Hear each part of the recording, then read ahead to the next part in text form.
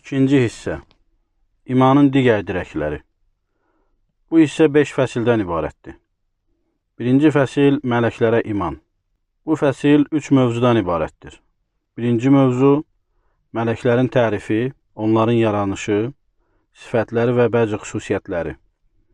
İkinci mövzu, mələklərə iman gətirməyin yeri, necəliyi və dəlilləri. Üçüncü mövzu, mələklərin vəzifələri. Birinci fəsil, mələklərə iman. Birinci mövzu, mələklərin tərifi, onların yaranışı, sifətləri və xüsusiyyətləri. Tərifi. Ərəbcə mələikə sözü, mələk sözünün cəmi olub əl-əluk kəlməsindən götürülmüşdür. Mənası risalət, göndərilmədir.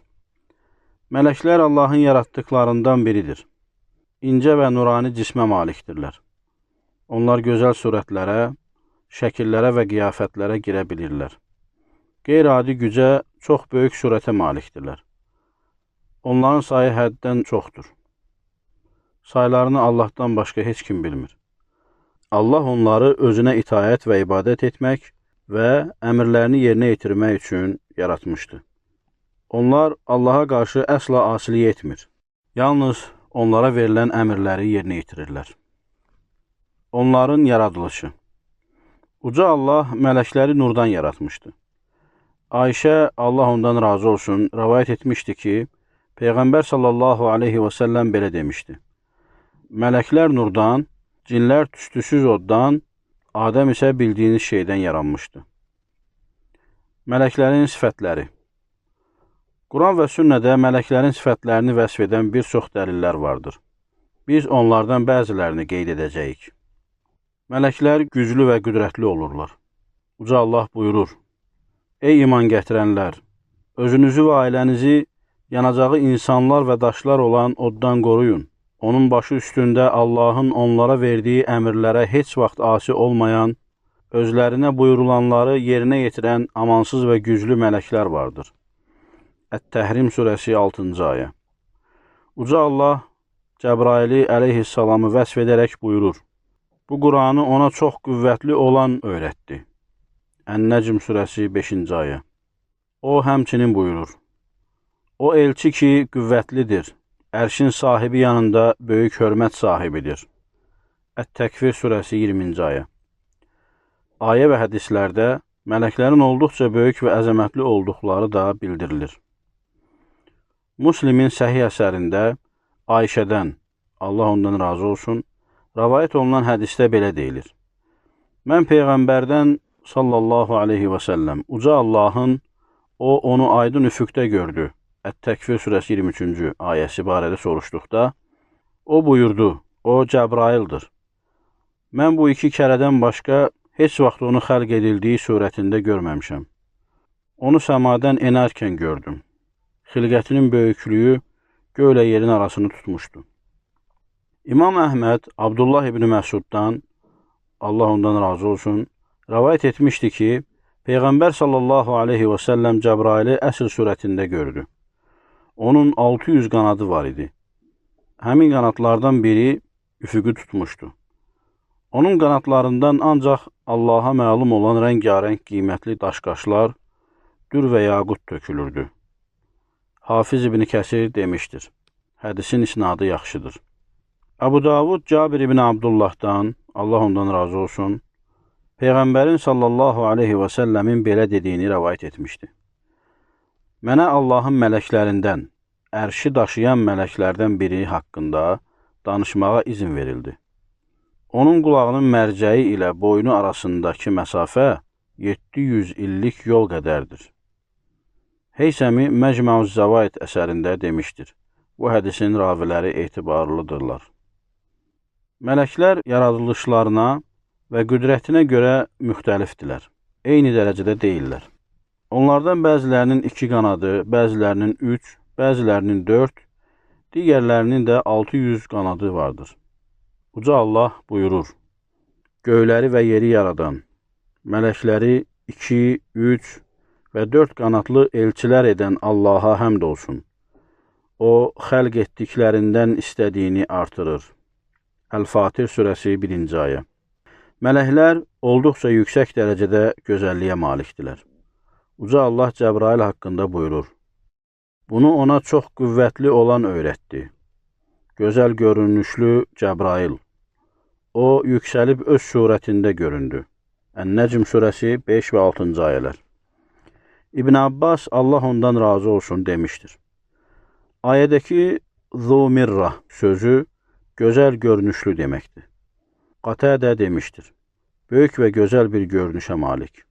Qadınların Yusufu gördükləri zaman dedikləri sözlər barəsində Uca Allah belə xəbər verir. Qadınlar Yusufu gördükdə onu o qədər təriflədilər ki, unudub meyvə əvəzinə öz əllərini kəstilər və dedilər: Allah saxlasın, bu ki bəşər deyil, bu ancaq hörmətə layiq bir mələkdir. Yusuf surəsi 31-ci ayə.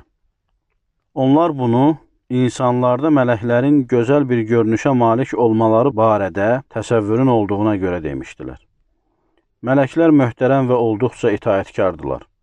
Uca Allah buyurur: Bu səhifələr elçilərin əllərində, möhtərəm və müti olanların əllərindədir. Əbəsə surəsi 15-16-cı ayələr. Həmçinin buyurur: Həqiqətən sizin üstünüzdə nəzarətçilər vardır. Çox möhtərəm əməllərinizi yazanlar. Əl-İnfitar surəsi 10-11-ci ayələr. Mələklər həm də həyalıdırlar. Peyğəmbər sallallahu aleyhi və səlləm Osman haqqında demişdi: Mələklərin utandığı bir kəsdən mən necə utanmayım? Onlar həm də elmlidirlər. Uca Allah mələklərə xitab edərək buyurur: Həqiqətən mən biləni siz bilmirsiniz. Əl-Bəqərə surəsi 30-cu ayə. Bu ayədə Uca Allah mələklərin elmli olduqlarını, lakin onların onun bildiyini bilmədiklərini bildirir. Uca Allah Cəbrail barəsində buyurur: Bunu ona çox qüvvətli olan öyrətdi. Ən-Nəcm surəsi 5-ci ayə. Təbəri demişdir: Bu Quranı Məhəmmədə Cəbrail öyrətmişdi. Bu da Cəbrailin elmli olduğunu və elm öyrətdiyini göstərir. Quran və sünnədə mələklərin əzəmətli və gözəl əxlaqa malik olduqlarını vəsf edən neçə-neçə dəlillər vardır ki, onların necə yüksək məqama sahib olduqlarını göstərir. Mələklərin xüsusiyyətləri.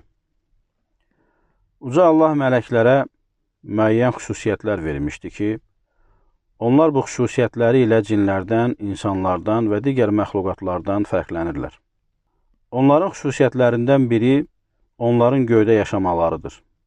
Onlar yalnız Allahın tapşırığını icra etmək və öz vəzifələrini yerinə yetirmək üçün yerə enirlər.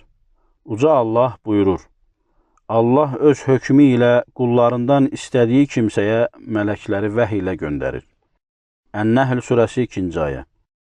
O həmçinin buyurur: Sən mələklərin ərşi əhatə edərək Rəbbinə həmd ilə tərif dediklərini görəcəksən. Əz-Zümər surəsi 75-ci ayə. Əbu Hüreyrə, Allah ondan razı olsun, rəvayət edir ki, Peyğəmbər sallallahu aleyhi və səlləm demişdi: Bir dəstə mələk gecələr, bir dəstə mələk də gündüzlər növbə ilə sizin yanınıza gəlir. Onlar sübh və əsr namazlarında bir yerə toplanırlar. Bundan sonra gecəni sizin aranızda keçirən mələklər səmaya qalxır və Allah onlardan siz mənim qullarımı nə vəziyyətdə tərk etmişsiniz deyə soruşur. Halbuki o, qullarının nə etdiklərini daha yaxşı bilir. Bununla belə onlar deyirlər: Biz onları namaz qıldıqları halda tərk etdik. Yanlarına gəldikdə onlar namaz qılırdılar. Bu barədə bir çox dəlillər var ki, hamısını qeyd etmək mövzunu hədsiz böyüdərdi. Onların başqa bir xüsusiyyəti də onların qadın cinsi ilə vəsf olunmamalarıdır. Uca Allah kafirlərə inkar edərək belə buyurur: Onlar mərhəmətli Allahın qulları olan mələkləri qız hesab etdilər. Məgər onlar mələklərin yaradılışının şahidi olublar? Onların bu şahidliyi yazılacaq və buna görə cavab verməli olacaqlar.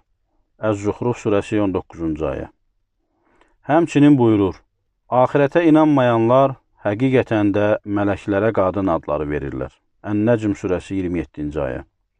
Onların başqa bir xüsusiyyəti də Allaha qarşı asilik və günah etməmələri, yalnız ona itaət etmələri və onun əmrini yerinə yetirmələridir.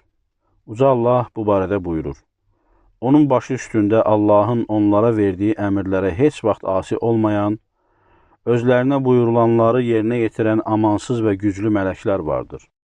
Ət-Təhrim surəsi 6-cı ayə. O, həmçinin buyurur: Mələklər ondan qabaq danışmazlar. Onlar ancaq onun əmrini yerinə yetirərlər. Əl-Ənbiya surəsi 27-ci ayə. Onların digər bir özəllikləri Allaha ibadətdən yorulub bezməmələridir. Uca Allah buyurur: Onun yanında olanlar ona ibadət etməyə təşəxxüs göstərmir və bundan yorulmurlar. Onlar gecə-gündüz usanmadan onun şəninə təriflər deyirlər. Əl-Ənbiya surəsi 19 və 20-ci ayələr. Başqa bir ayədə isə o buyurur: Əgər onlar təkəbbür göstərsələr, bilsinlər ki, sənin Rəbbinin yanında olanlar gecə-gündüz usanmadan onun şəninə təriflər deyirlər. Əl-Fussilət surəsi 38-ci ayə. Bu, Uca Allahın mələkləri insan və cinlərdən fərqləndirdiyi bəzi xüsusiyyətlərdir. Qısa olaraq desək, mələklər tam fərqli məxluqdurlar. Onlar həm yaradılış, həm də mahiyyət baxımından insanlardan və cinlərdən fərqlənirlər. İnsanlar və cinlər də özlərinə məxsus özəllikləri ilə digər məxluqatlardan fərqlidirlər. Daha doğrusunu Allah bilir.